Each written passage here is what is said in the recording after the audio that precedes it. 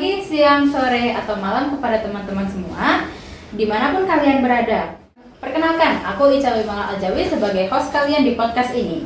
Nah, saat ini saya sedang bersama dua orang. Ya, silakan memperkenalkan diri kalian. Halo, saya Kiara Rivera, bisa dipanggil Kiara. Halo, nama saya Danar, saya dipanggil Danar.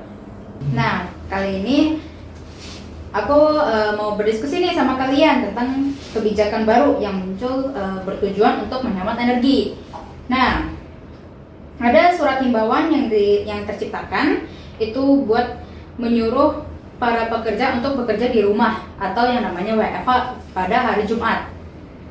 Nah, di sini pertama-tama sebelum kita mulai, beritahu ke kami dong pekerjaan kalian apa? Mulai dari Kiara deh. Saya bekerja sebagai pegawai yang melakukan live shopping di online shop. Kalau Danar di mana? Saya sebagai bekerja kurir paket, namun terkadang saya mengambil side job sebagai kurir. Nah, setelah mengetahui pekerjaan kalian, aku mau nanya lagi nih. Menurut kalian, apa sih pendapat kalian tentang kebijakan baru ini? Soalnya kan kalau dipikir-pikir, kalian kan bukan orang yang terkena kebijakannya ya.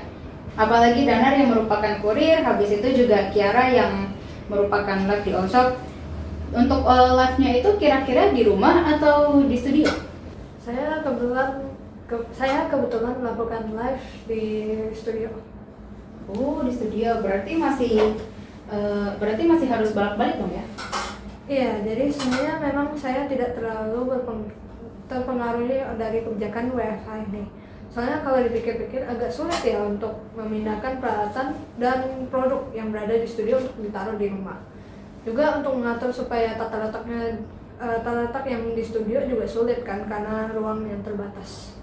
Nah, sebagai orang yang pekerjaannya itu kayak masih membutuhkan kemana-mana nih, pendapat kalian tentang WFH ini apa dampaknya itu apa ya kalau secara langsung maupun tidak langsung? Sebenarnya sih saya tidak bisa memberi pendapat sebagai orang yang merasakan langsung ya. Tapi kalau dampaknya sih memang terasa lewat dari viewer yang terlihat lebih banyak daripada biasanya.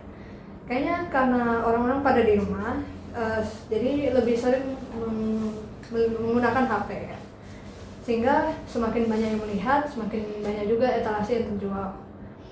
Kebijakan ini menurut saya sih merupakan hal yang sebenarnya memang bagus sih ya. Soalnya bisa juga dengan ini waktu kebersamaan bersama keluarga juga jadi lebih banyak. Jadi bukan hanya dari segi penghematan energi yang diuntukkan saja. Kalau saya sih sebagai kurir, pastinya ada kayak hubungan dengan toko-toko online tersebut, yang seperti bicara itu. Seperti yang dibilang satu orang yang melihat live meningkat, produk juga dibeli dan meningkat sehingga paket yang harus dikirim juga demikian juga. Sebenarnya memang hal bagus, saya jadi dapat lebih banyak kerjaan dan gaji saya meningkat. Tapi walaupun kebijakan ini berniat untuk menghemat energi, rasanya juga kurang efektif gitu. Oh, kenapa bisa kurang efektif? Kayak karena adanya jalur yang kemana-mana, kayak orang-orang yang WFH beberapa jadinya ada yang pesan makanan, ada yang pesan barang, dan pesan produk-produk yang lain yang mereka suka dan untuk kebutuhan sendiri. Jadinya banyak yang saya sebagai kurir dia harus tetap berpergian maupun keadaan WFH. Oh begitu. Jadi ya tidak ada pengurangan signifikasi sih. Begitu ternyata ya. Walaupun memang himbauannya bukan untuk kalian, tapi dampaknya juga tetap kena ya. Iya, ini juga tambahan sedikit, kan nggak semua pekerjaan ini bisa dilakukan secara WFH. Kayak pekerjaan saya dan juga pekerjaan milik Danar. Terus juga kayak sektor kesehatan, pendidikan, pelayanan masyarakat dan sebagainya yang butuh banget interaksi secara one on one. Jadi sebenarnya yang kena kebijakan ini tuh kayak cuman minoritas doang. Gitu. Iya ya, kalau dipikir-pikir lumayan sulit ya kalau kayak gitu. Jadi keingat kayak masa-masa COVID yang semuanya tuh harus daring ya. Tapi tadi kan kalian ada sebut ya kalau semenjak WFH ini jadi banyak orang yang lebih banyak memesan barang gitu ya. Nah, pekerjaan kalian kan otomatis kan jadi jadi diuntungkan gitu ya, lebih tinggi gitu. Ada nggak sih kayak halangannya gara-gara itu? Halangan ya. Kalau gue jujur, sebenarnya sih halangannya biasa cuma macet ketika saya mau mengantarkan orderan saja, kayak di daerah wisata. Karena di satu hari WFH itu merupakan kayak di hari Jumat, karena satu hari WFH itu merupakan kayak memikirkan long weekend begitu. Contohnya ada orang yang tetap bepergian bersama keluarganya ke Bogor, tapi jadi karena ini kalau misalkan ngantar paket atau makanan di daerah puncak itu pasti ada aja kejadiannya bakal macet dan saya bisa banyak kendala di situ atau si macet, hujan dan lain-lainnya. Maka itu kadang males, kadang juga males di perjalanan tersebut. Apalagi sedang keadaan mengantari makanan itu lebih sulit lagi. Kan jadinya banyak sekali kayak keluarga yang ingin berkeluaran ke melakukan perwisataan dan lain-lainnya. Maka itu kayak jadi keadaan tersebut sangat macet dan juga jadi mempersulitkan saya juga. Begitu. Ternyata sulit juga ya kalau dipikir-pikir ya. Tapi berarti saat ini cuma nganterin makanan aja ya? Kalau kayak mengantar paket itu ada plus minusnya nggak? Ya paling kembali lagi macetnya aja. Tapi kalau paketnya tidak on time secara spesifik jam dan menitnya seperti makanan, jadi ya sebenarnya bukan halangan yang menghambat banget sih. Oh, ngerti. Oke. Kalau Kiara bagaimana? Ada nggak halangan dari live-nya? Sebenarnya tidak ada yang terlalu menjadikannya sebagai halangan sih. Mungkin jika terlalu ramai yang menonton, jadi suka kewalahan gitu. Soalnya saya nge-live hanya sendiri kan. Paling rekan saya hanya membantu mengambilkan etalase yang diminta customer atau semacamnya. Lain juga sih karena memang ramai yang tanya-tanya, jadi suka capek saat ngomong. Tapi sebenarnya halangan ini tuh bisa aja terjadi tanpa adanya kebijakan WFH. Cuman karena ada kebijakannya jadi lebih sering saja. Loh, hanya sendiri? Sulit banget dong kalau kayak gitu. Emang sih, tapi nggak seburuk itu kok. Lagi pula saya hanya yang melakukan live. Dan kalau yang lain ada yang handle kerjaan yang lain di balik layar. Jadi nggak sepenuhnya sendiri. Cuman kalau yang ngomong memang saya saja. Ternyata begitu.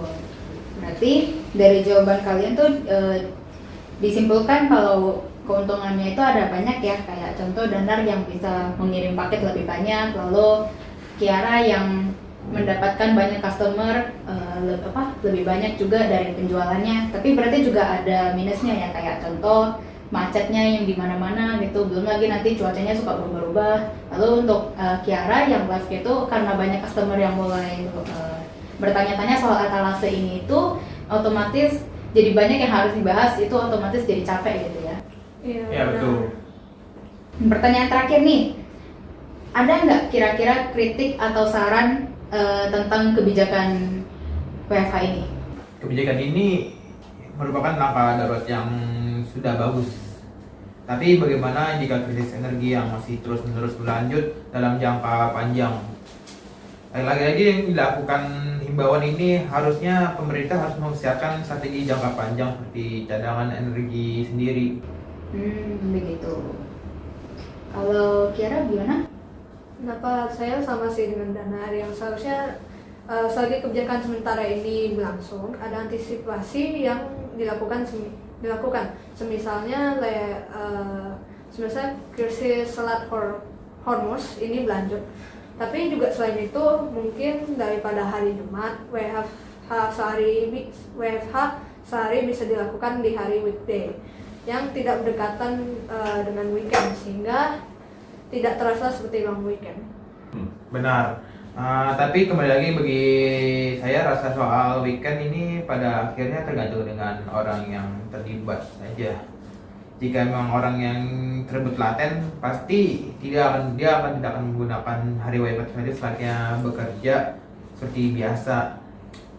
Ya, tapi kalau misalnya orang yang tidak begitu telaten atau bisa dibilang lumayan pemalas, pasti kerjanya tidak akan sebaiknya saat berada di kantor.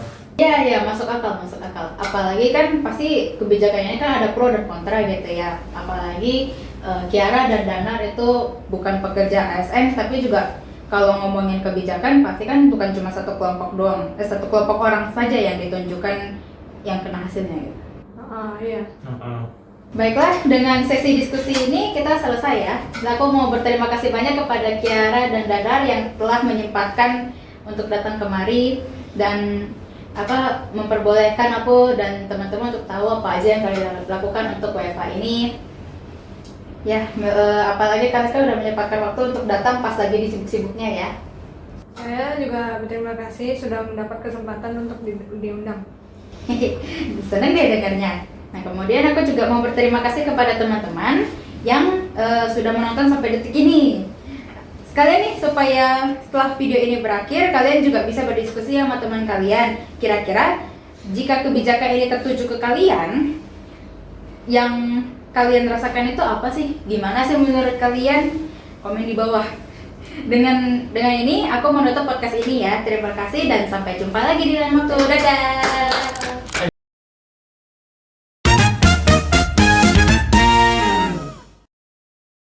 Apa ya, membuat saya sedih gitu. Kenapa? Dia kemarin tuh langganan saya di mie agam. Dia mau makan warung saya. Terus tiba-tiba dia pindah ke tempat bakso.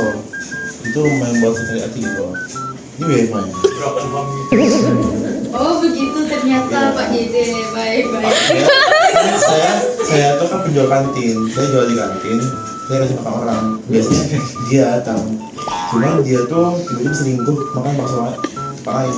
Ih, selingkuh harusnya kan ini ya, kamu masukin dia sebagai ke pengadilan gitu loh. Kok kamu nggak masukin ke pengadilan? Masukin. Dia tuh game wifi orang loh main game. Ini udah selingkuh, nyuri lagi. Iya makanya parah ya. Parah banget. Baiklah, dengan podcast ini saya akan dengan ini